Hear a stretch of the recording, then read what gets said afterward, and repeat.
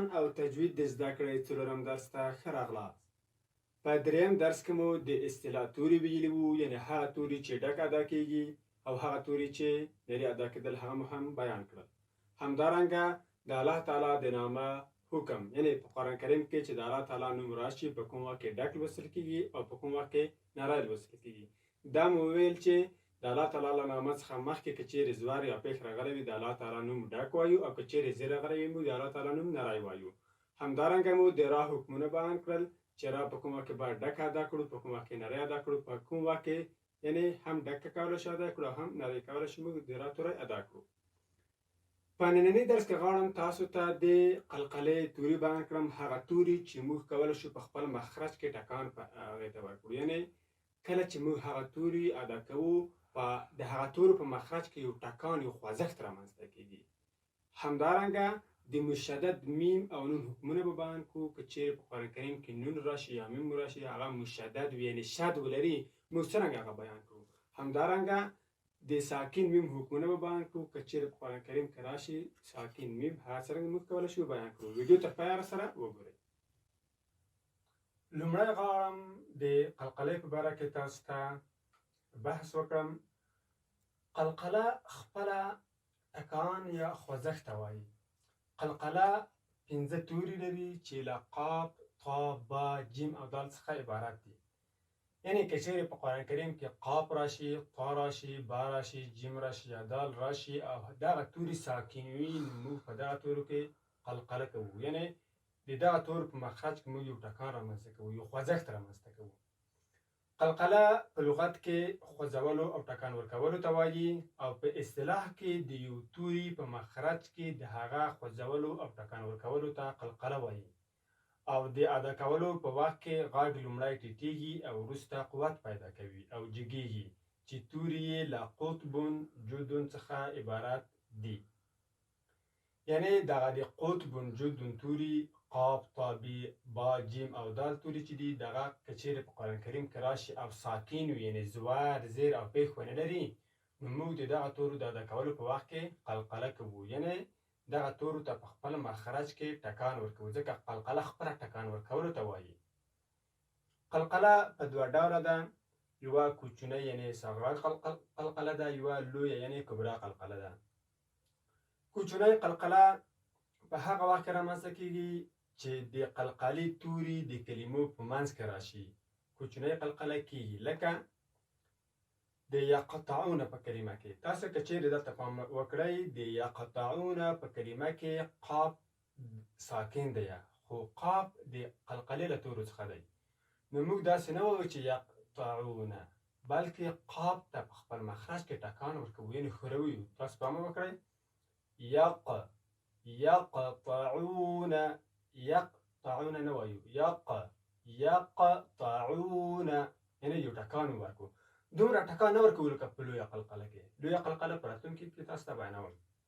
یا لکه په یجحدون کلمه کې وګورئ، جیم د قلقلې توری دی، ساکن دی. دلته که چېرته جیم زوار ولري بیا قلقله نه پکې کوو، یا زوار ولري یا پیښ ولري یا هم زیر ولري، یعنې باید ساکن وي. یجحدون، وګورئ یجحدون نه وایو، یعنې جیم ته ټکان ورکوو په مخرج کې. یجحدون. یا هم د یبصرون کلمه، په یبصرون کې د با په توري کې قلقله کېږي، یعنې د با توری د قلقلې له تورو څخه دی. یبصرون، وګورئ په با کې قلقله کېږي، یعنې داسې نه وایو چې یبصرون، یبصرون. دا وه کوچنۍ قلقله. یعنې په کوچنۍ قلقله کې د قلقلې توری د کلمې په مابین کې راځي، د کلمې په وروستیو کې نه راځي. راځم لوی قلقلې ته، تاسو ته لویه قلقله بیانوم یا کبرا قلقله. که چیرې د قلقلې توري د کلمې په وروستیو کې راشي، یعنې په آخر کې راشي، لویه قلقله ترسره کېږي. لکه دافق، وګورئ د دافق په کلمه کې موږ دلته که چیرې ودرېږو، نو یا د کلمې یا د یو آیت آخري کلمه وي مثلا دافق، نو موږ په دافق کې قلقله کوو په قاف کې. وګورئ دافق نه وایو، فق، یعنې د قاف توری موږ خوځوو، ټکان ورکوو. دافق. یا هم د محیط په توري کې که چیرې موږ په محیط کې ودرېږو نو تا خپله ساکنېږي. وګورئ د تا توری دلته تنوین ده یعنې دوه پیښونه لري، اما که چیرې موږ ودرېږو نو د تا توری باید ساکن کړو. نو د تا توری که چیرې موږ ساکن کړو نو د تا توری خو د قلقلې له توري څخه ده، یعنې د تا توری د قلقلې له توري څخه دی او ساکن هم دی. نو دلته موږ قلقله کوو محیط، محیط نه وایو محیط، یعنې ټکان ورکوو. یا هم د بهیج په کلمه کې، د بهیج په کلمه کې که چیرې دلته جیم دوه پیښونه لري، که چیرې موږ تیر شو پې دمه ونه کړو بهیجون ویل کېږي، بیا قلقله نه کوو. اما که چیرې موږ ودرېږو او هغه توره چې موږ په هغه باندې ولاړ یو هغه د قلقلې له تورو څخه وي نو حتما باید هلته موږ قلقله وکړو. که چیرې په اخر د کلمه کې وي لویه قلقله کېږي، یعنې ټکان ډېر ورکول کېږي. لکه بهیج، بهیج نه وایو بهیج، بهیج ټکان ورکوو. دغه توري باید ساکن او یا شد لرونکي وي، یعنې دغه قلقله چې موږ پکې کوو دغه توره باید حتما ساکن وي یا شد ولري. که چیرې د قلقلې توری مشدد وي نو هلته مشدده قلقله کېږي چې شدت یې ډېر وي، لکه وتب، حق چې باید کمزوري ونه ویل شي. وګورئ بعضې وخت راځي چې موږ په یوه توري کې قلقله کوو یعنې ټکان ورکوو او هغه توره شد لري، شد لري، نو دلته موږ باید قلقله په لوړه اندازه وکړو، داسې قلقله ونه کړو لکه په غیر مشددو تورو کې. د مثال په توګه وتب، لکه تبت یدا ابي لهب وتب په آیات کې موږ داسې باید ونه وایو چې اول خو وتب باید ونه وایو، بل وتب یعنې کوچنۍ قلقله ونه کړو، بلکې دلته باید لویه قلقله وکړو ځکه هم د قلقلې توره ده یا هم شد لري. وتب، وتب، یا هم حق، داسې باید ونه وایو چې حق یا حق، حق، حق، یعنې لویه قلقله دلته کېږي چې شدت یې باید د نورو قلقلو څخه ډېر وي، د کوچنۍ او لویه قلقلې څخه. دا و د قلقلې مسایل. کبرا قلقله متشریح کړله، لویه قلقله متشریح کړله، هغه پنځه توري چې په قلقله کې شامل دي یعنې قاف، تا، با، جیم، دال، دغه په ټول بیان کړل. که چیرې دغه توري په قرآن کریم کې راشي او ساکن وي نو موږ به هلته هغه توري ته ټکان یا هم جټکه ورکوو. راځم د مشدد میم او نون حکمونه تاسو ته بیانوم. که چیرې په قرآن کریم کې د نون توری راشي او یا هم د میم توری راشي او هغه شد ولري یعنې مشدد وي، یعنې مخکینی توری ورسره جنګېدلی وي، د هغه ادا کول څرنګه دي؟ په مشدد میم او نون کې د دوه یا درې حرکتو په اندازه یعنې یو الف غونه کېږي یا د یو الف څخه زیاته، او د غونې تیزوالی په دغو تورو کې نسبت نورو تورو ته ډېر وي.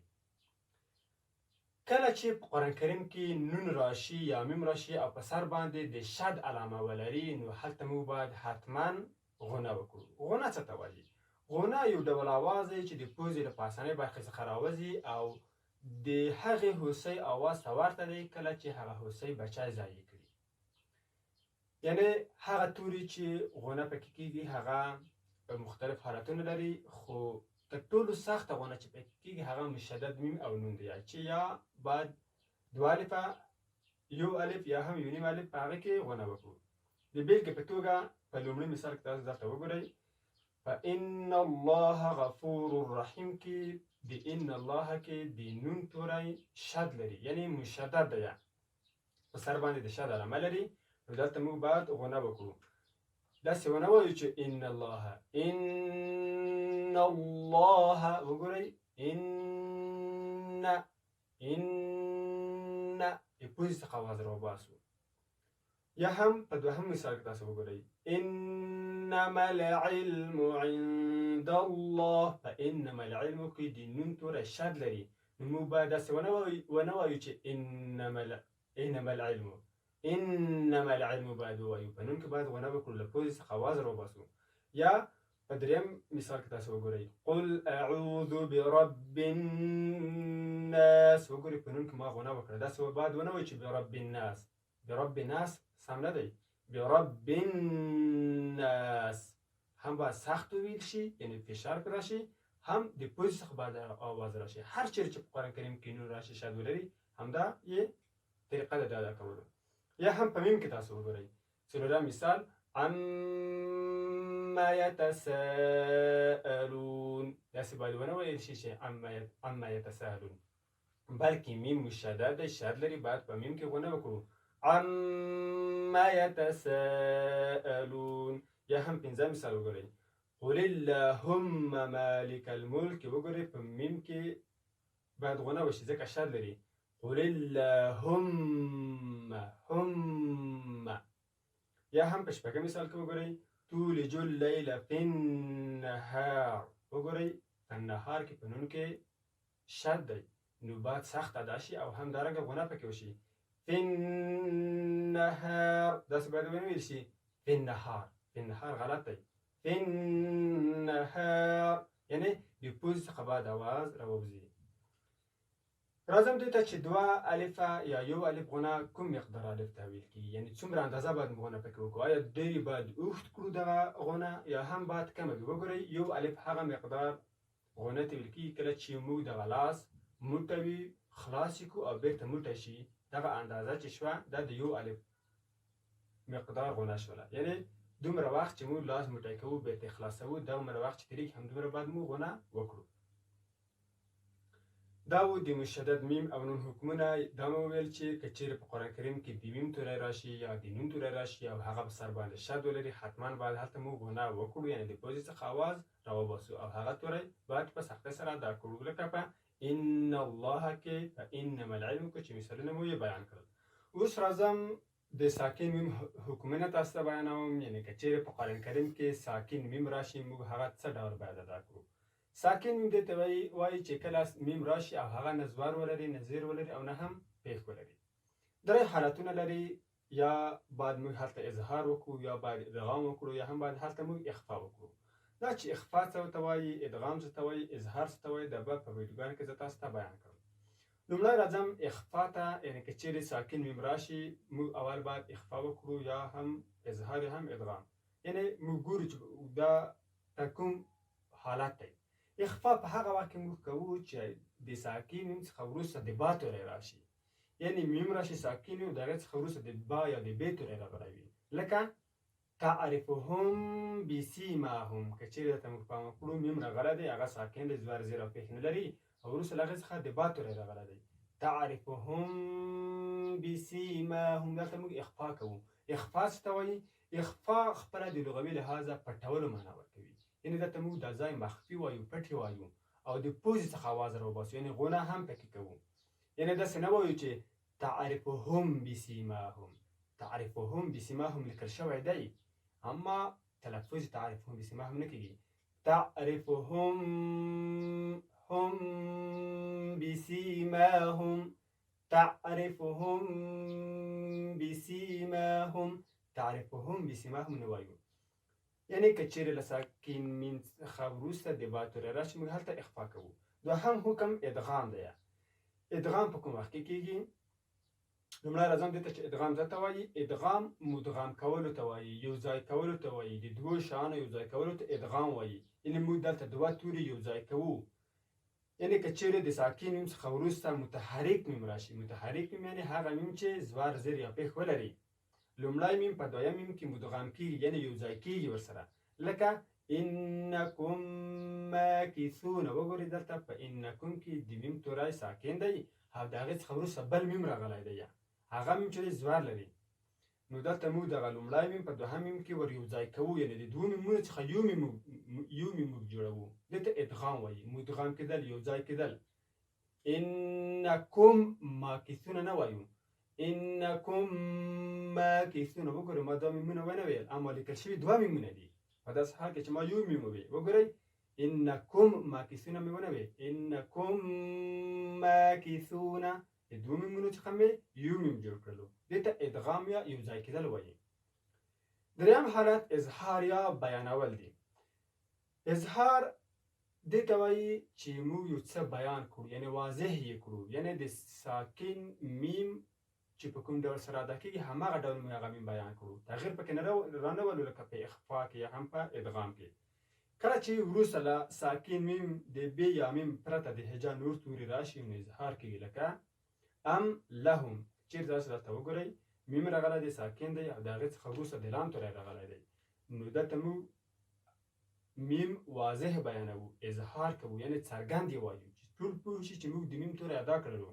ام لهم یعنی څرنګه چې لیکل شوی دی هماغسې وایو.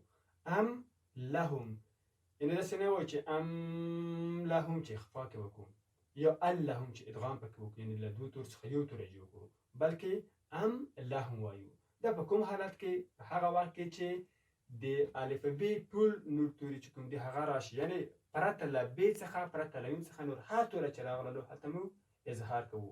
یعنی که چیرې په قرآن کریم کې د ساکن میم توری راشي، یعنی میم راشي هغه ساکن وي، هلته دا حالتونه دي، یا اظهار کېږي، یا اخفا کېږي، یا ادغام کېږي. که چیرې د با توری راشي اخفا پکې کېږي، لکه تعرفهم بسیماهم. او که چیرې له ساکن میم څخه وروسته د میم توری راشي هلته موږ ادغام پکې کوو، لکه انکم ماکثون، یعنی له دوو تورو څخه یو توری جوړوو. اما غیر له ب یا میم توري څخه نور هر توری یا توری چې د الفبا راشي هلته موږ اظهار کوو، لکه ام لهم. یعنی دغه دوه توري که رانغلل، نور هر توری چې د الفبا له تورو څخه راغلل هلته موږ باید د میم توری ادا کړو، یعنی لرې یې نه کړو، له منځه یې یونسو. دا و د قلقلې بیان، د مشدد میم او نونو د حکمونو بیان، او همدارنګه د ساکن میم بیان چې ټول مې تاسو ته بیان کړل. تر بلې ویډیو پورې مې په الله تعالی سپارم. ښې چارې ولرئ.